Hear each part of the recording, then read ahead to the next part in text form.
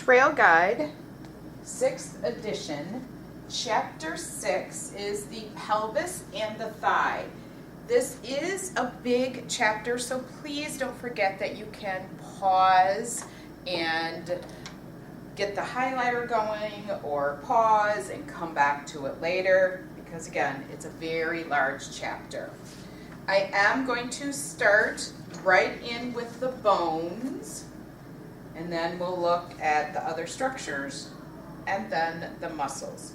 Page 278 is where we're at here, and this is just talking about the information that we need to know about the pelvis and where it articulates with the femur. So to start with, our pelvic girdle consists of our sacrum, our coccyx, and then our two hip bones, which would be right and left.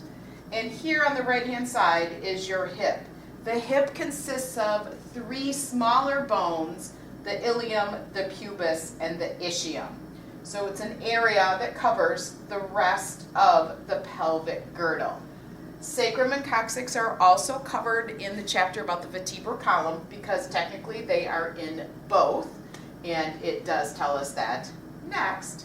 So the sacrum is posterior between these two hip bones on our backside, and the coccyx is the fused bones that right down below that. So the sacrum and the coccyx are both fused bones.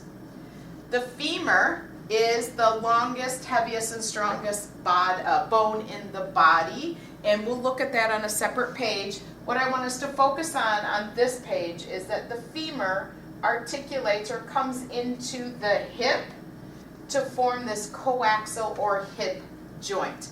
It is a ball and socket joint, and we have a new term, acetabulum, which we're going to look at in just a moment, but we want to make sure that we know that it's the distal femur that articulates with the proximal tibia to form the tibiofemoral joint, which is covered in chapter 7.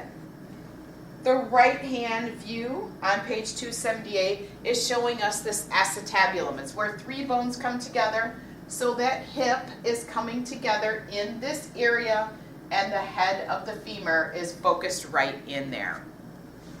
On the very bottom of 278, this is just for your information. I'm not going to ask you about this information on the chapter test, and as far as I know, historically the state has not asked this type of question, but it's just a difference between the male and female pelvis. So you could just see the inner part is definitely different. Even the holes, the foramens, are different. So they're just created a little differently, but they are the same. They have the same parts. Now I want to focus in on the femur, because that's a little easier than looking at all the separate parts. So we're going to do some page turning here. So this is page 283. I'm going to look at the left-hand picture just to show some of the spots that you might be coming back to this page as we go through this chapter, just to look at all the different exactness that we're going to see. So first of all, you can see on the right-hand picture or the left-hand picture, I have the greater trochanter and the lesser trochanter. The greater trochanter is what you can feel on the side of your leg or the side of your body. The lesser trochanter would be on the inside or the medial side. We're not going to be able to feel that. But you can feel the greater trochanter whether you are on more anterior or more posterior, because it's right on the side. The other thing that I want you to notice is how the head of the femur is shaped, and that's what's fitting into that acetabulum, into that joint itself to create that coaxial joint. And then the neck is what is between the head and then either the greater or lesser trochanter. The neck is historically the part that is most fragile, so that is the one that typically or most commonly is replaced. On the bottom of the page here, I have some terms that will help us when we talk about the distal end of the femur that is articulating and creating that tibiofemoral joint. We have the lateral epicondyle and the medial epicondyle, and the medial and lateral condyles. Just for our ease, epi always means upon, and a condyle is a rounded surface. So you have a bump that's a little higher and the bump that's a little lower. This is an anterior view of the femur. On the right-hand picture, there's your posterior view of the femur, so just what it looks like in that tibiofemoral joint. I do expect you to be able to turn back and forth to this page when we are focusing in on all the different aspects of where muscles are inserting. Now we're going to go into look at some specific spots on the pelvis itself, the pelvic girdle. And I'm going to do this one a little differently. We're going to go page by page and then go to a big overview because there's a lot of terms. So the first one is anterior superior iliac spine. This is on page 285. And as I have highlighted there, it's the anterior and superior of the ilium. So towards the top, it's also the most prominent bony landmark that you can feel on your pelvis. We will do this in class. You'll have a good way to know where this is. If your pants did have a front pocket, it would be in that area, but pants are all different now. On the bottom of the page, we have the iliac crest, and what they have doing here is that it goes from the anterior superior iliac spine all the way around to the back, and if you look at this middle picture, you can see this is going to be the posterior superior iliac spine as it says here, and actually I believe, yes, that's on the next page. Page 286, posterior superior iliac spine.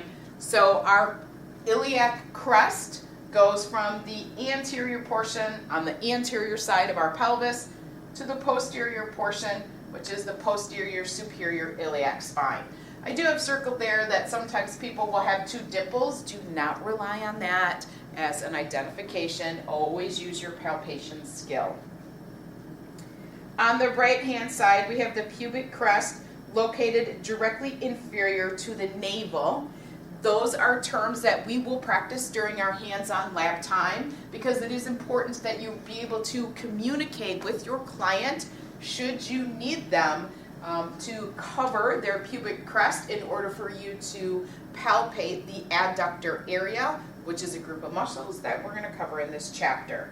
So being comfortable and professional in your communication. Page 287, for our ischial tuberosity.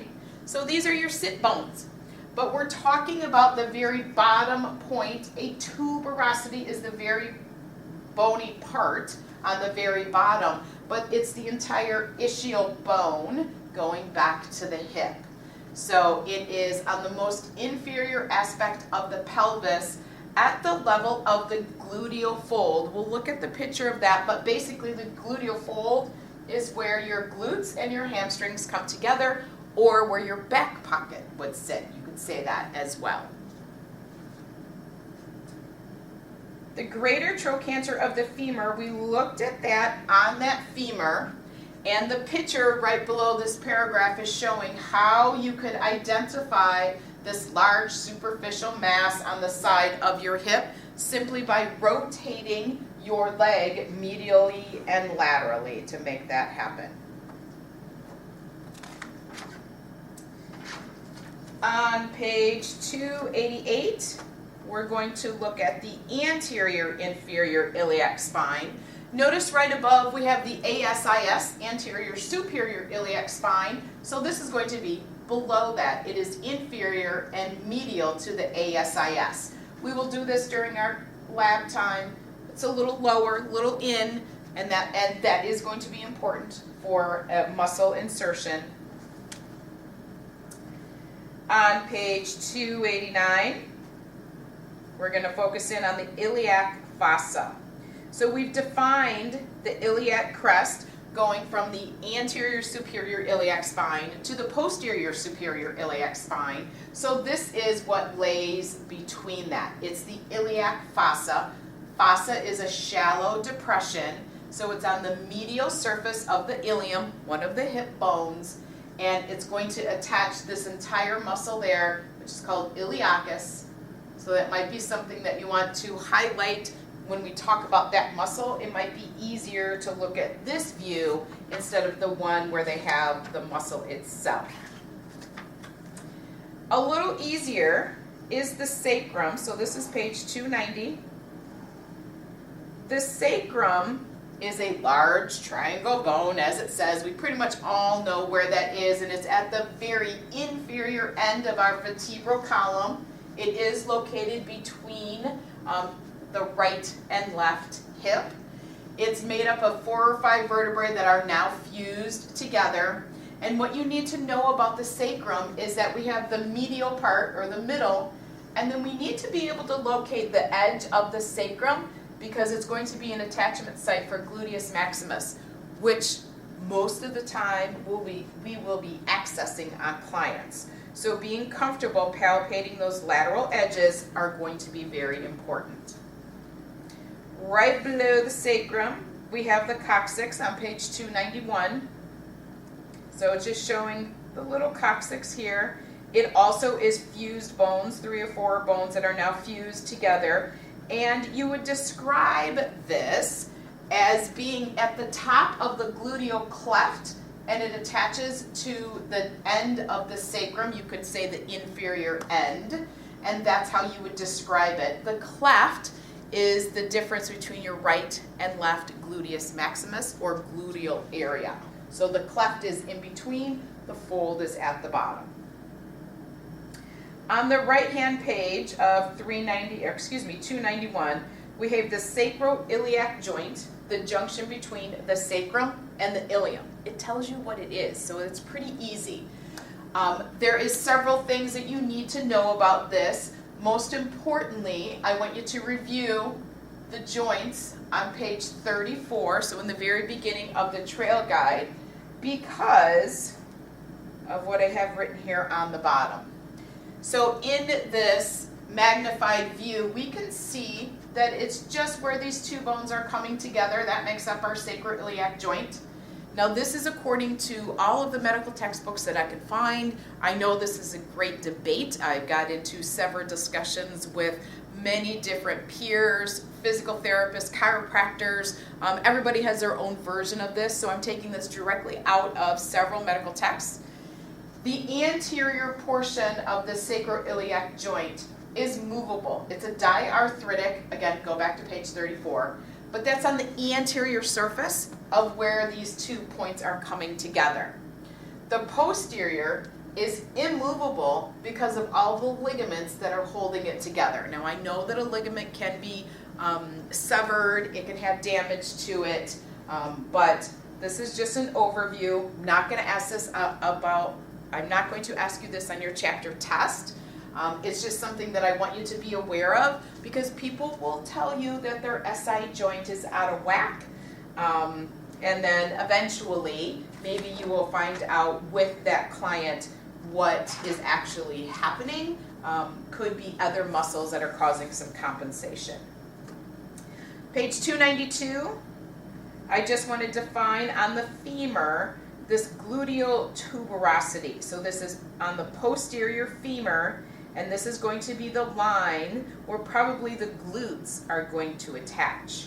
So there on that page that has the femur, it is on there, but I like how they give us just a nice little visual along with where it is. Page 293 at the top, really quick. The umbilicus is also known as your navel.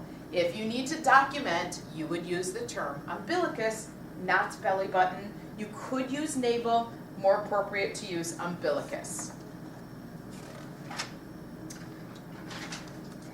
And then I think we're very close to the last part of this. On page 294, I just want to point out the center picture, which we're going to go back and look at an overview of the entire pelvis again.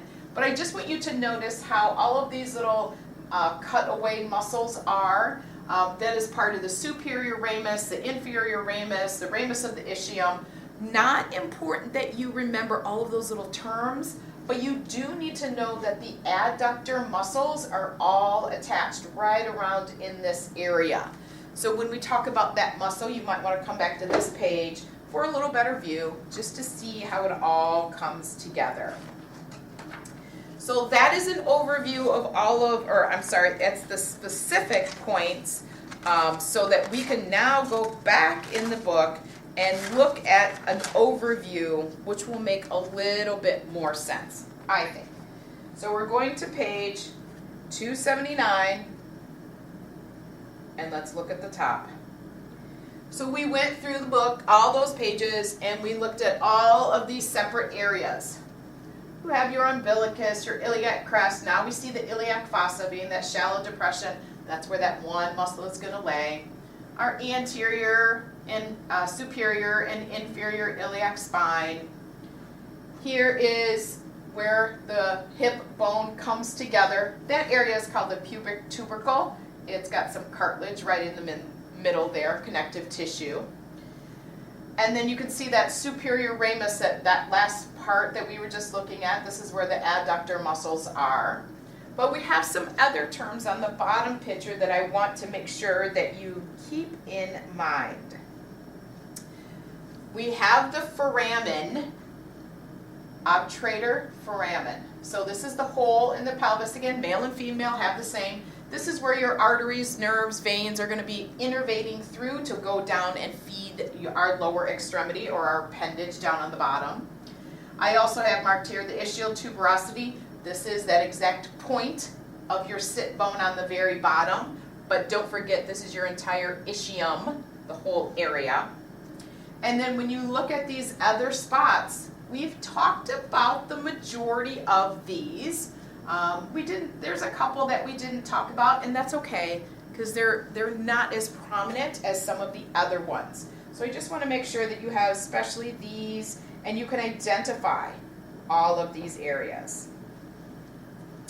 So now that we've talked about the bones and some of those bony landmarks, as with every chapter, we're going to go to the back and look at the other structures before we add on the muscles. So we're going to the back, page 336, and we're going to the top.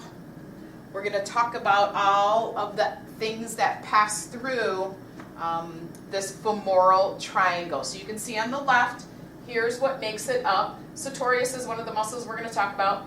Adductor longus is one of the muscles we're going to talk about. But the inguinal ligament is something that's going to be on the next page.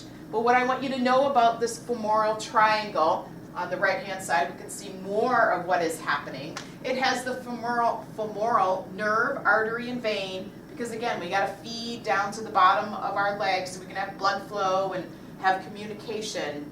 But also, I want you to notice that I have the great Siphoneus vein here. So look at where it is, the longer blue one coming down. And then, I'm going to move this down. You can see it on your page. Here's a little bit of information.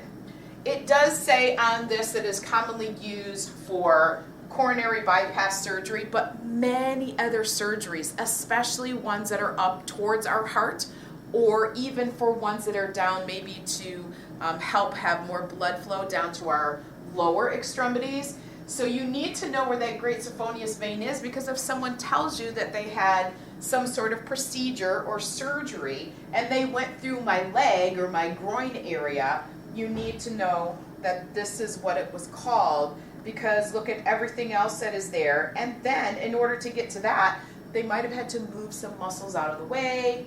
Who knows? Depends on the situation of that client. So it is important to know that. The next page that we are going to look at is to go back to one of those parts of the triangle. So we're on page 339, inguinal ligament at the top.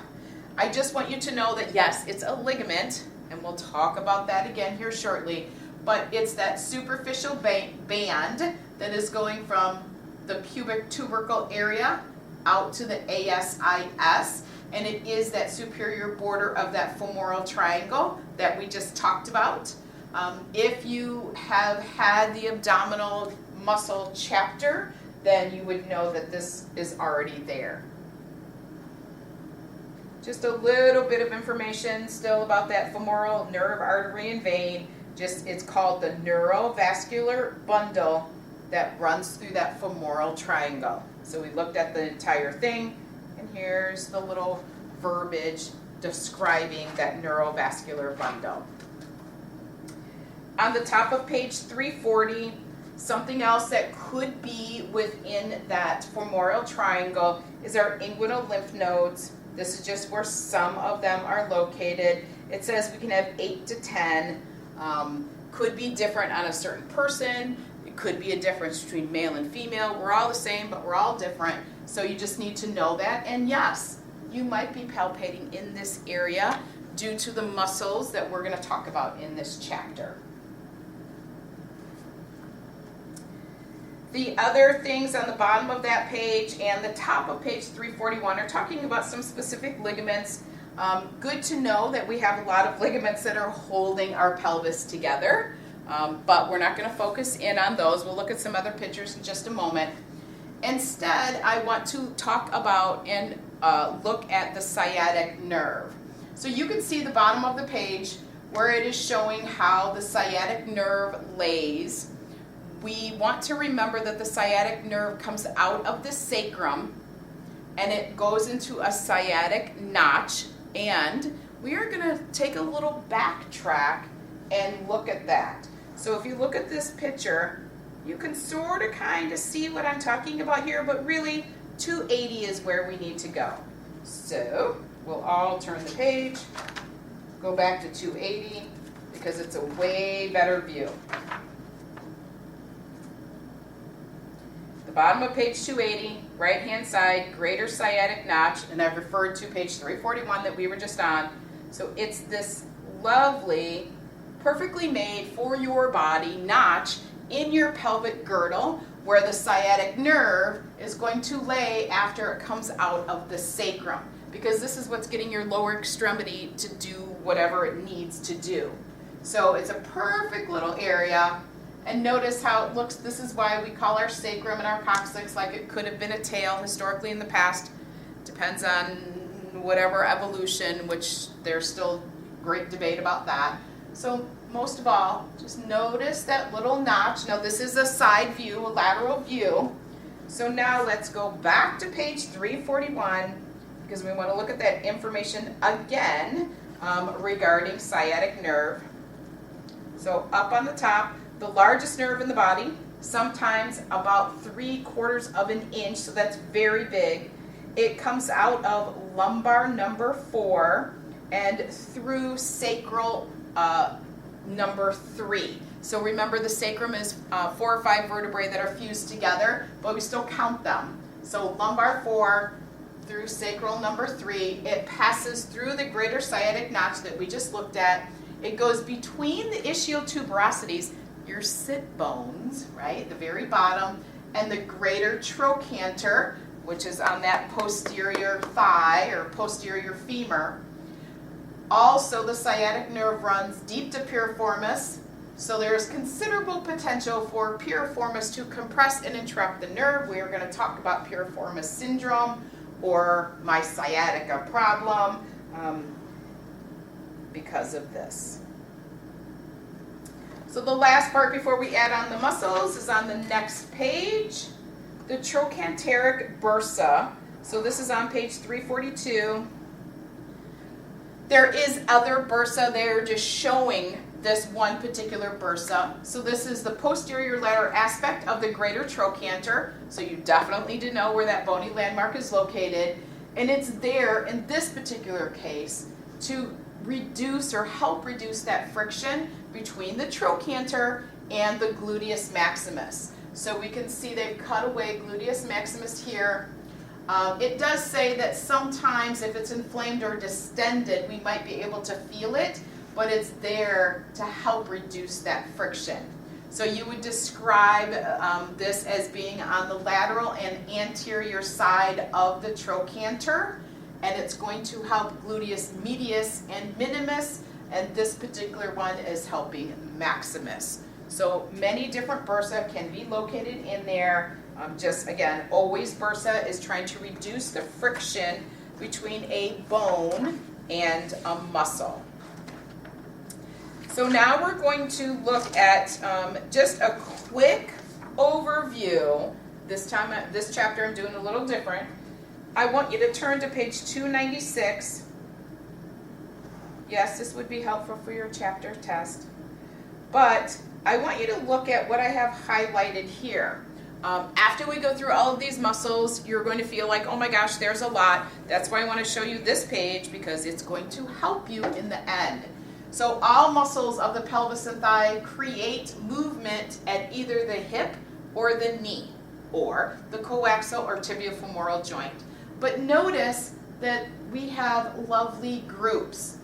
3 gluteal muscles, 6 lateral rotators, 4 quadriceps, 3 hamstrings, and 5 adductors. See, if they put that in order, we could sing it in the song. I'm sure there is a song about that. But this will help you, because this is an anterior view of everything that we have to talk about. The next page, left view, this is the posterior view. Yes, you might want to know this for your chapter test. And then this right side is a lateral view. Again, important for the chapter test, but it's also breaking down all of those groups. And just because we're on the thought of looking at everything, page 298, I want you to notice that I have some things highlighted. Those are ones that you are not going to be responsible for doing. Yes, the workbook will show you these things and ask you to fill in the lines. That's sufficient, but we won't focus on them in this chapter. The same goes for what's on page 299. Here's the top view. These orange highlighted, you are not going to be responsible for on the chapter test, but again, your workbook is going to take you through. That's sufficient. And then the bottom, here's 3 more. In class time, we're going to focus on the anterior and posterior tilt, which we'll look at this picture at that time, because that's going to make a difference of how we hold our pelvis and the posture that we have. One last quick thing before we separate all of the muscles. This is page 300 at the top, and I have highlighted what's important for you to know, that the pelvic floor supports our abdominal and pelvic viscera. So when you look at both of these pages, pages 300 and 301, they're showing all of those muscles. You, at this point, at the beginning level of being a manual therapist, you're not going to focus in on memorizing all of these, but if you were going to go into a specific therapy for helping those pelvic floor muscles, then obviously you're going to have to learn them. You're going to focus on origin and insertion, just like we would do with any other muscle. All right, let's begin with the muscles that are on the anterior thigh.